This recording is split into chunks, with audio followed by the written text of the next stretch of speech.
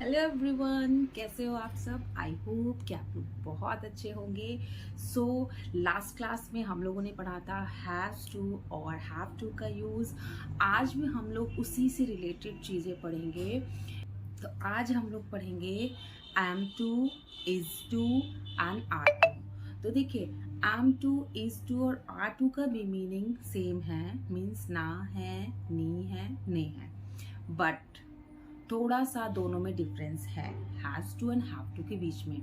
हाँ, वैसे तो हम लोग कहीं पर भी हम लोगों को यूज़ करना है, कहीं पर भी हम लोगों को इंग्लिश बोलना है, तो हम लोग हैज़ टू, हैव टू का यूज़ बेफिक्र होके कर सकते हैं।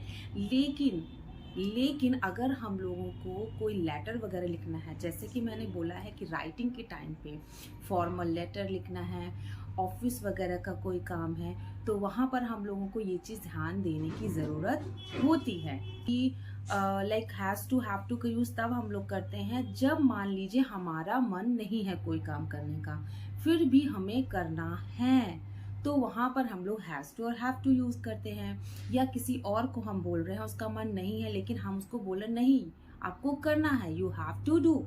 ओके, इसी तरह से इज, एम, आर में क्या है, हम जब किसी को इन्फॉर्मेशन बताते हैं, हम किसी को इन्फॉर्मेशन देते हैं कोई, या हम किसी को ध्यान दिलाते हैं कि आपको कहीं मीटिंग में जाना है, या आपको कहीं मीटिंग में जाना था, या आपको ये काम करना था, इन्फॉर्मेशन से रिलेटेड कोई बात होती है और वहाँ पर आता है ना है, नी है, तो वहाँ पर हम लोग is, am and are to का यूज करते हैं। तो हैज टू, हैव टू का कहाँ करते हैं, जहाँ पर अगर हमारा मन नहीं है लेकिन फिर भी हमें किसी को कोई काम करवाना है या करना है हमें, तो has to and have to. And जब इंफॉर्मेशन की बात आती है तो वहाँ पर is, am, are, to. Okay, तो देखिए कुछ एग्जाम्पल से हम लोग समझते हैं। बहुत सीखिए, अच्छा सीखिए, माइंड में अच्छे से उसको बैठा लीजिए, सेट कर लीजिए कि कभी भी ये जो मेरा वीडियो है वो एक वीडियो देखने के बाद उस चीज़ को आप इतना अच्छे से माइंड में सेट कर लीजिए कि वो दोबारा आपके माइंड से निकले ही ना, ये हमेशा के लिए हो जाए, परमानेंट आपके माइंड में सेट हो जाए। जब एक चीज़ सेट हो जाएगी फिर हम लोग दूसरा सीखेंगे और उसको अपने माइंड में सेट करेंगे, तो ये 1 बाय 1 सेट होती जाएगी। ठीक है, मीन्स लाइक मैं एग्जांपल देती हूँ, कोई लिक्विड है, हमें फ्रीज करनी है, हमें जमानी है, ठीक है, उसमें मान लीजिए मैंने आइसक्रीम जमानी है, मान लीजिए मुझे हम लोग को मिक्स आइसक्रीम है बोल सकते, जैसे वनीला एंड स्ट्रॉबेरी हम लोगों को एक साथ जमानी है। ठीक है, हम लोगों ने वनीला पहले फ्रिज में रखी, ओके, उसके बाद हम लोगों ने फ्रिज में जमाने के लिए वनीला रखा और हम लोग को उसके ऊपर स्ट्रॉबेरी डालना है। हम लोगों ने रखा, देखा कि अभी जो वनीला आइसक्रीम है वो अभी तक जमी नहीं है, ठीक, जमी नहीं है, और हमने जल्दीबाजी में और स्ट्रॉबेरी को भी उसके ऊपर डाल दिया, तो क्या होगा, वो दोनों आपस में मिक्स हो जाएंगे, फिर ना तो हमें वनीला का टेस्ट मिलेगा और ना ही स्ट्रॉबेरी का टेस्ट मिलेगा। और इसी प्रकार से अगर हम लोग पहले वनीला जब अच्छे से फ्रीज हो गई है उसके ऊपर स्ट्रॉबेरी का मिक्सचर डालेंगे, तब जब वो हमारी आइसक्रीम आएगी तो हमें आधा वनीला और आधा स्ट्रॉबेरी, यानी जब हम वनीला का टेस्ट लेना चाहेंगे तब हमें वनीला का टेस्ट मिलेगा, स्ट्रॉबेरी का टेस्ट लेना चाहेंगे तो स्ट्रॉबेरी का टेस्ट मिलेगा। इन दिस वे जब हम लोग एक एक करके स्टेप बाय स्टेप हमारे माइंड में सेट करेंगे यूजेस, रूल्स, तभी जब हमें जिस चीज की जरूरत होगी वो चीज हमारे निकल के आ जाएगी।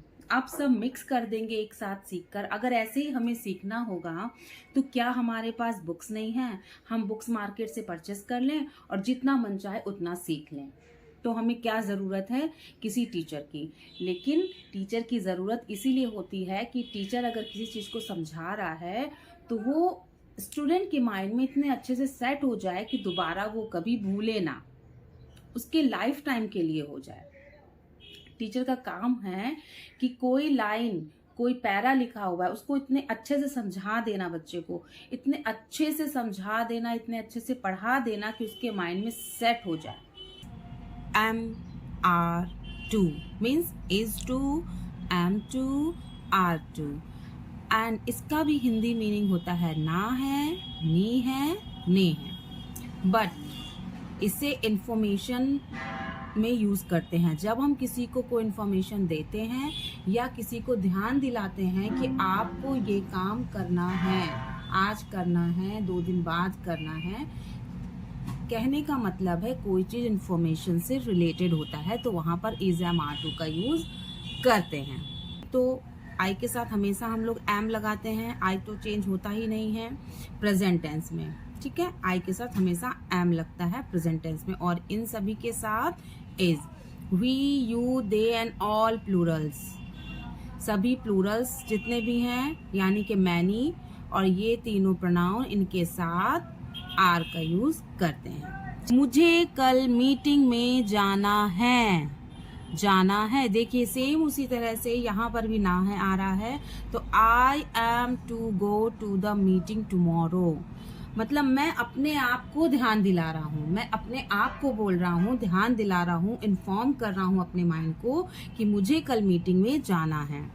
तो आई एम टू, आई के साथ एम लगा है, एनी एम टू, एंड जाने के लिए go to the meeting, meeting, and कल के लिए टुमारो, आने वाले कल के लिए टुमारो, बीते हुए कल के लिए येस्टरडे का यूज करते हैं हम लोग। तो I am to go to the meeting tomorrow, Hindi में भी मैंने लिखा हुआ है सो दैट आप लोग रीड कर लो अगर कोई वर्ड आप लोगों को पढ़ने में नहीं आ रहा है। I am to go to the meeting tomorrow. Okay, next, कल स्कूल जाना है, ही और शी, क्योंकि हमें यहाँ नहीं पता है, जब हमें पता होगा कि लड़का है तो ही लगाएंगे, लड़की है तो शी लगाएंगे। तो ही और she is to, is to, हम लोगों ने यहाँ क्या लगाया, इज टू। जाने के लिए go to the school, school, and कल के लिए टुमारो, सेम वही, go to the school tomorrow. He is to go to the school tomorrow. He, she is to go to the school tomorrow. Third है हमारा, हमें party में जाना है, are to go to the party. We के साथ are, तो we are to go to the party. We are to go to the party. मतलब हम किसी को ध्यान दिला रहे हैं कि हमें पार्टी में जाना है, सो जल्दी करो।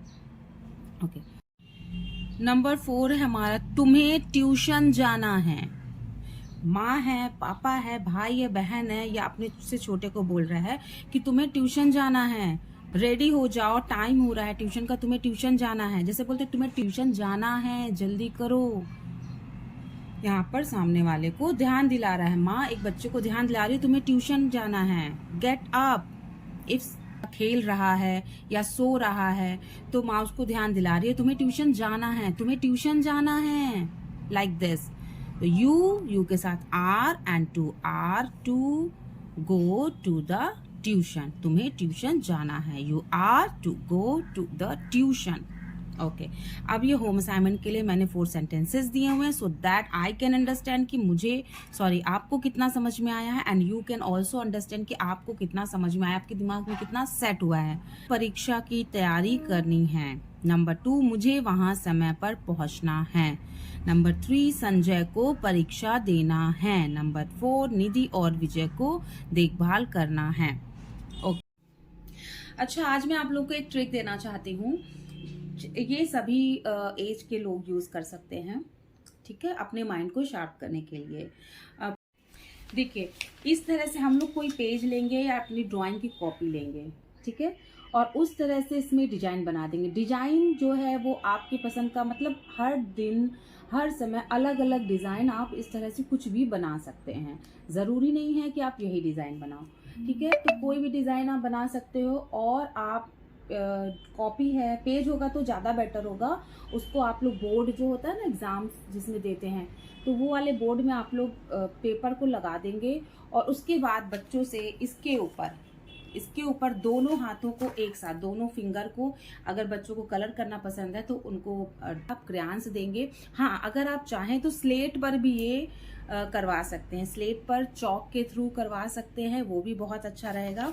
नहीं तो ऐसे क्रेयॉन्स से आप डिजाइन बना दीजिए, उसके ऊपर दोनों हाथों से बोलिए बच्चों को करने के लिए, वो बच्चा दोनों हाथों से एक साथ उसी डिजाइन पर ऐसे ऐसे ड्रॉ करेगा, उसी डिजाइन के ऊपर, कहीं इधर उधर नहीं करना है। जो आप डिजाइन बना कर दोगे उसी डिजाइन पर बच्चा ड्रॉ करेगा, कम से कम 10 बार करवाना है।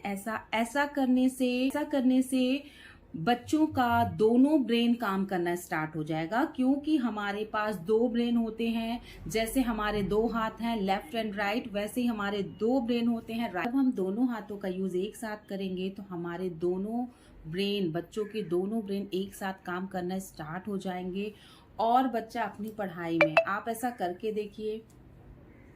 बस क्या करना है, 10 टाइम्स ही करवाना है बच्चों से। 10 टाइम्स में कितना देर लगेगा, 1 से 5 मिनट लगेगा, 1 to 5 मिनट्स ही लगेंगे। आप बच्चों से करवाइए, आप खुद भी कर सकते हो ये। पर आप बड़े हो तो आप राइटिंग से बेसिस कुछ कर सकते हो, आप कुछ और भी ड्रॉ कर सकते हो। छोटा बच्चा है तो इस तरह से हम लोग करवा सकते हैं। आप देखिए, आपको बहुत ज़्यादा इफेक्टिव लगेगा ये आपके। तो देखा कितना इजी था, कितना इजी यूज था इज एम आर का, दोनों में बहुत।